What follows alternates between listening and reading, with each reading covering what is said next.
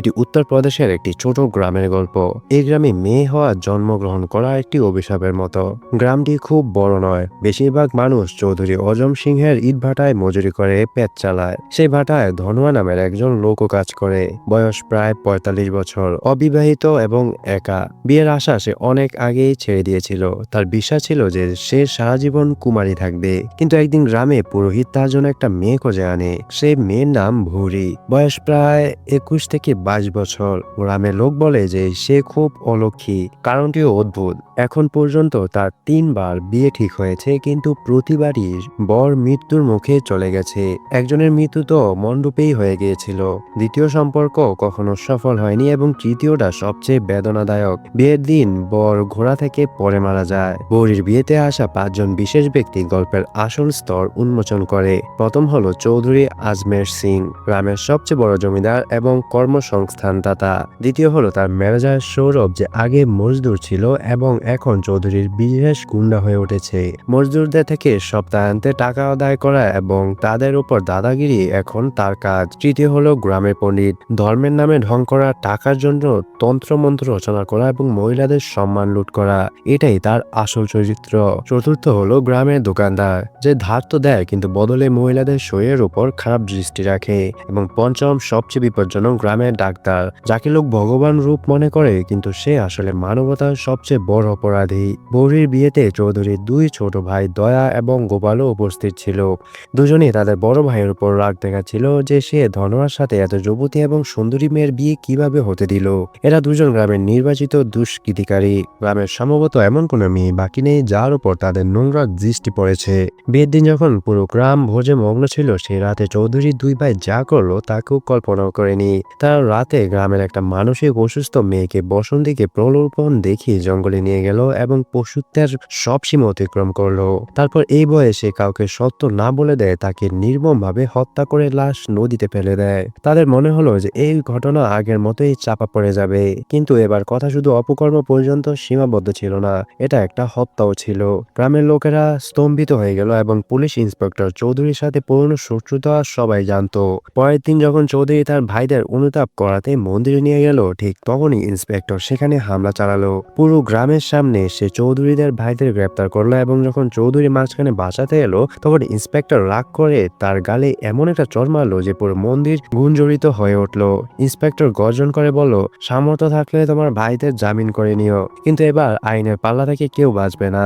যদি তার কাছে সরাসরি প্রমাণ ছিল না, কিন্তু তার বিশ্বাস ছিল যে ডিএনএ টেস্ট সত্য উন্মোচন করবে। থানায় পৌঁছে ২ ভাইয়ের এমন আপ্যায়ন করা হলো যে শেষ পর্যন্ত তারা সবকিছু স্বীকার করে নিল। চৌধুরী শহরের উকিলের সাথে পরামর্শ করলো, কিন্তু উকিল স্পষ্টভাবে বলল যে মামলাটা খুবই জটিল, জামিন শুধু কঠিনই নয়, অসম্ভব। তবে হ্যাঁ, সেটিং করা হলে রাস্তা বের করা যেতে পারে, কিন্তু তার জন্য মোটা অঙ্কের টাকা লাগবে। চৌধুরীর কাছে তখন টাকা ছিল না। ঠিক তখনই গ্রামের পণ্ডিত তার সাহায্যে এলো এবং বলল, চিন্তা করো না চৌধুরী, মজুরদের মজদুরি থেকে টাকা কেটে নাও। ৩০০ জন মজদুর আছে, প্রত্যেকের অর্ধেক মজুরি আটকে রাখো, দেখতে দেখতে টাকা পুরো হয়ে যাবে। এবং ঠিক তাই হলো। মজদুরদের অর্ধেক মজুরি কেটে নেওয়া হলো এবং বাধ্য হয়ে মজুররা কাজ ছেড়েও যেতে পারে না, কারণ আশেপাশে অন্য কোনো ভাটা ছিল না। যে বিরোধিতা করত তাকে হুমকি দেওয়া হতো বা তার কুণ্ডুলি দেখিয়ে ভয় দেখানো হতো। গরিব মজুরদের অবস্থা খারাপ থেকে আরো খারাপ হয়ে গেল। বুধবার নামে এক মজুর তার অসুস্থ ছেলের ওষুধ পর্যন্ত কিনতে পারেনি। শেষ পর্যন্ত তার স্ত্রী মালতী ছেলের চিকিৎসার জন্য গ্রামের ডাক্তারদের সাথে শুতে বাধ্য হলো। পরের দিন ধনোয়া নিজে তার বকেয়া মজুরি চাইতে চৌধুরীর কাছে গেল। তোমার চৌধুরী নির্লজ্জের মতো বলল, টাকা চাই তো তোমার স্ত্রীকে আমার কাছে পাঠিয়ে দাও, মজুরি পুরো মিলবে। এটা শুনে ধনোয়া জ্বলে উঠলো। সে পাল্টা বলল, ঠিক আছে চৌধুরী, আমি ৭ দিনের মজুরি ছেড়ে দিই, তুমি তোমার স্ত্রীকে আমার কাছে পাঠিয়ে দাও। চৌধুরী এই উত্তরে আগুন হয়ে গেল। সে তার লাঠিওয়ালাদের সাথে মিলে ধনোয়াকে ভয়ানকভাবে পিটিয়েছে। যদিও সে বেঁচে গিয়েছিল, কিন্তু ভয়ানকভাবে আহত হলো। ডাক্তার ব্যান্ডেজ তো করলো, কিন্তু পরীক্ষার ছলনায় সে তার থেকে টাকা আদায়ের ফোন দিতেছিল। ঘরে খাওয়া পর্যন্ত অভাব পড়ে গেল। ঠিক তখনই ধনোয়ার স্ত্রী পণ্ডিতের কাছে পৌঁছালো। পণ্ডিত বলল, চিকিৎসা পুজো পাঠে হবে, রাতে একা মন্দিরে আসতে হবে, এবং তাও শুধু একটা বস্ত্রে, মানে শুধু একটা কাপড় পরে। যখন সে এই কথা তার স্বামীকে বলল, তখন সে রাগে বলল, যদি পুজোয় রোগ সারতো তাহলে দুনিয়ায় ডাক্তারদের দরকারই পড়তো না। পণ্ডিতের মনে কি নোংরামি পড়েছে আমি সবই বুঝি। এই ঢঙ্গে পড়ো না, বাচ্চা নিজেই সুস্থ হয়ে যাবে। সেই রাতে পুরোহিত দেরি পর্যন্ত মন্দিরে অপেক্ষা করতে লাগলো। গ্রামে লালা এটা দেখে পণ্ডিতের মজা নিল। পণ্ডিত রেগে উঠলো এটা শুনে ডাক্তার ঠান্ডা নিঃশ্বাস ফেলে বলল, চিন্তা করো না, এখন আমি দেখি কি করি। পরের দিন ডাক্তার চৌধুরীর সাহায্যে পঞ্চায়েতে ডাকলো। পুরো গ্রামের সামনে সে হাতে একটা মেডিকেল রিপোর্ট নিয়ে বলল, গ্রামে মহামারী ছড়াতে চলেছে এবং এই রোগের কারণ ধনোয়া। লোকে স্তম্ভিত হয়ে গেল। রোগের নাম কেউ শুনেনি, কিন্তু রিপোর্ট দেখে সবাই ভয় পেয়ে গেল। গ্রামে অশিক্ষিত এবং অন্ধবিশ্বাসী ছিল, তাই ডাক্তার এবং চৌধুরীর মিথ্যা সহজেই সত্য মনে নেওয়া হলো। ভিড়ে ফিসফিসানি শুরু হলো। ফলাফল এই হলো যে ধনোয়াকে গ্রাম থেকে বের করে দেওয়া হলো। বেচারা ধনোয়া গ্রামের বাইরে একটা ভাঙ্গা ঝুপি বানিয়ে থাকতে লাগলো। সে বড়িকেও নিজেকে থেকে দূরে করে দিল, যাতে তাকেও এই রোগ না লাগে। বড়ি একা পড়ে গেল। গ্রামে তার জন্য বেঁচে থাকা আরো কঠিন হয়ে গেল। কাজের খোঁজে সে চৌধুরী ভাটার দিকে মুখ করলো, কিন্তু সেখানে তার জীবন নরকের চেয়েও খারাপ ছিল। মজুর এবং লাঠিওয়ালাদের দৃষ্টি তার শরীরের উপর শুকুনের মতো আটকে থাকতো। এই সময় মুম্বাই থেকে একটা যুবক গ্রামে এলো। সে মজুরদার অবস্থার উপর ডকুমেন্টারি বানায়। তার দেখভালের দায়িত্ব ভোরকে দেওয়া হলো। রান্না করা, পরিষ্কার করা। শুটিং শেষ হওয়ার দিন মুষলধারে বৃষ্টি হচ্ছিল। ছেলেকে ছেড়ে দিতে যাওয়ার সময় রাস্তায় দুজনে ভিজে গেল এবং অন্ধকারে একে অপরের সাথে জড়িয়ে পড়লো। ভোরের মনে হলো এই মুহূর্ত কেউ দেখেনি, কিন্তু শহরের লোক তাদের হাতে নাতে দেখে ফেললো। পরদিন এই খবর আগুনের মতো গ্রামে ছড়িয়ে পড়লো। 5 জন প্রভাবশালী ব্যক্তি উন্মাদ হয়ে গেল।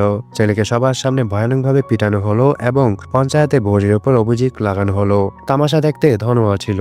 সে ভোরের উপর ঝাঁপিয়ে পড়লো এবং বলল, তুমি আমাকে ধোঁকা দিয়েছ, এখন আমাদের কোনো সম্পর্ক নেই। এখন ভোরি পুরোপুরি একা হয়ে গেল। না স্বামীর সহায়, না গ্রামের। দিনরাত অপমান সহ্য করার পর সে সেই পথ বেছে নিল যা গ্রাম তার সামনে ঠেলে দিচ্ছিল। সে চৌধুরী এবং তার চামচাদের কাছে খবর পাঠালো, এখন আমি ঠিক তাই করব যা তোমরা চাও, কিন্তু আমার মূল্য অন্য মহিলাদের থেকে 7 গুণ হবে। প্রথমে সবাই এটাকে উপেক্ষা করে, কিন্তু রাত গভীর হতে 5 জন প্রভাবশালী একে একে তার ঘরে পৌঁছে গেল। নিলাম শুরু হলো। শেষ পর্যন্ত সবচেয়ে মোটা টাকা নিয়ে একজন ভৌরির এই ধান্দা শুরু করলো এবং এখান থেকে গ্রামের লাশ আর ক্ষুধার্ত ভিড় ঝাঁপিয়ে পড়লো। ভৌরি এখন গ্রামের লানত নয়, গ্রামের সবচেয়ে দামি মহিলা হয়ে উঠেছে। ডাক্তার থেকে পুরোহিত পর্যন্ত, চৌধুরী থেকে মজুর পর্যন্ত সবাই তার শরীরে সওদা করতে লাগলো। যে মহিলা নিজের অধিকারের জন্য লড়তে পারতো, সে এখন পুরো গ্রামের লালসার খেলনা হয়ে গেল। এখন গ্রামে এসব সাধারণ কথা হয়ে গিয়েছিল। ভৌরির সম্মান বিক্রি হয়ে গিয়েছিল এবং কোনো বাধা দেওয়ার লোকও ছিল না। অন্যদিকে চৌধুরী তার ভাইদের জমিনের জন্য উকিলের পিছনে দৌড়াদৌড়ি করছিল, কিন্তু ভাগ্যের কিছু অন্য মঞ্জুর ছিল। টাকা দেওয়া সত্ত্বেও ঠিক তখনই জজের বদলি হয়ে গেল এবং চৌধুরী টাকা ডুবে গেল। উকিল নতুন উপায় সাজেস্ট করলো, বসন্তী দাদির সাথে সমঝোতা করাও, মামলা তুলে নেবে। চৌধুরী ভারী মনে দাদির কাছে পৌঁছালো, কিন্তু সেখানে তাকে এমন সত্য শুনতে হলো যা তার আত্মা পর্যন্ত কাঁপিয়ে দিল। দাদি বলল, বসন্তী তোরই মেয়ে ছিল। চৌধুরীর হৃদয় থমকে গেল। আসলে বছরখানেক আগে তার একটা অবৈধ সম্পর্ক ছিল এবং সেই থেকে বসন্তী জন্মেছিল। সে মানসিকভাবে দুর্বল হলেও রক্ত তো চৌধুরীরই ছিল। এই সত্য জেনে চৌধুরী ভিতর থেকে ভেঙে পড়লো। গভীর নীরবতা এবং চুপ আর আত্মাকে ঘিরে ফেললো। সে কারোর সাথে কথা বলতো না, সবসময় চুপচাপ বসে থাকতো এবং শেষ পর্যন্ত মানসিক চাপে সে মৃত্যুবরণ করলো। কেউ বুঝতে পারলো না চৌধুরীর মতো শক্তিশালী লোকের এমন মৃত্যু কিভাবে হলো, কিন্তু চৌধুরীর মৃত্যুর পরেও গ্রামের নোংরামি বন্ধ হলো না। এর মধ্যে ডাক্তারের মেয়েও অসুস্থ হয়ে পড়লো। গোপনে চিকিৎসা করাতে জানা গেল যে তার এইডস হয়েছে। রাগে ডাক্তার তাকে মারধর করতে লাগলো এবং জিজ্ঞাসা করতে লাগলো, কার সাথে মুখ কালো করেছিস। মেয়ে বলল তার সম্পর্ক ডাক্তারের সহকারী মনুর সাথে। যখন মনুর পিটুনি হলো তখন সে স্বীকার করলো যে সে ভৌরির কাছেও যেত। এই নাম শুনে তো ডাক্তারের মুখ ফ্যাকাশে হয়ে গেল। তাকে মনে পড়লো যে সেও ভৌরির কাছে অনেকবার গিয়েছে, অর্থাৎ ভৌরি এখন মৃত্যুর কারণ হয়ে উঠেছে। ধীরে ধীরে পুরো গ্রামে মৃত্যুর খেলা শুরু হলো। মহিলা হোক কিংবা পুরুষ, সবার অবস্থা খারাপ হতে লাগলো। যখন মিডিয়া পর্যন্ত এই খবর পৌঁছালো যে গ্রামে মহামারী ছড়াচ্ছে, তখন 100-এর বেশি লাশের পরীক্ষা করা হলো। রিপোর্টে বেরোলো এইডস এর কথা। গ্রামে হাহাকার মচে গেল। এখন লোকে কাকে দোষ দেবে? সবার আঙ্গুল ধনোয়ার দিকে ছিল, কারণ সে লোক যাকে বছরখানেক আগে এইডস হয়েছিল বলে বলা হয়েছিল। রাগে গ্রামবাসী তাকে পিটিয়ে থানায় নিয়ে গেল, কিন্তু যখন তার রক্ত পরীক্ষা করা হলো তখন সত্য সবার সামনে এলো। ধনোয়ার কখনো রোগ ছিলই না। আসলে ডাক্তার পঞ্চায়েতে মিথ্যা রিপোর্ট দেখিয়েছিল। আসল রোগ ভোরে পর্যন্ত পৌঁছেছিল সেই মুম্বাইয়ের ছেলে থেকে, যে ডকুমেন্টারি শুট করতে এসেছিল। সেখান থেকে এই বিষ পুরো গ্রামে ছড়িয়ে পড়লো। এখন গ্রামবাসীর রাগ ফেটে পড়লো। সত্য জেনে তারা ডাক্তার, লালা পণ্ডিত এবং সোরেনকে ঘিরে ফেললো। পুলিশও চোখ বন্ধ করে রাখলো এবং সেই দিন পুরো গ্রাম নেংড়ের মতো তাদের ওপর ঝাঁপিয়ে পড়লো। তাদের এত মারা হলো যে সেখানে ছটফট করে তাদের মৃত্যু হলো। অন্যদিকে ধনোয়া যখন জানলো যে ভৌরিও সেই রোগের শিকার, তখন সে তাকে শেষবার দেখা করতে গেল, কিন্তু ততক্ষণে ভৌরির মৃত্যু হয়ে গিয়েছিল। ধনোয়া ভারী হৃদয়ে তার চিতা সাজালো এবং পুরো সম্মানের সাথে শেষ বিদায় দিল। এই পুরো গল্পটা এটাই বলে যে নিজের কর্ম থেকে কেউ বাঁচতে পারে না, যেমন কর্ম তেমন ফল। এবং আস্তে আস্তে পুরো গ্রামের গ্রামের প্রায় সবাই মারা যেতে লাগলো।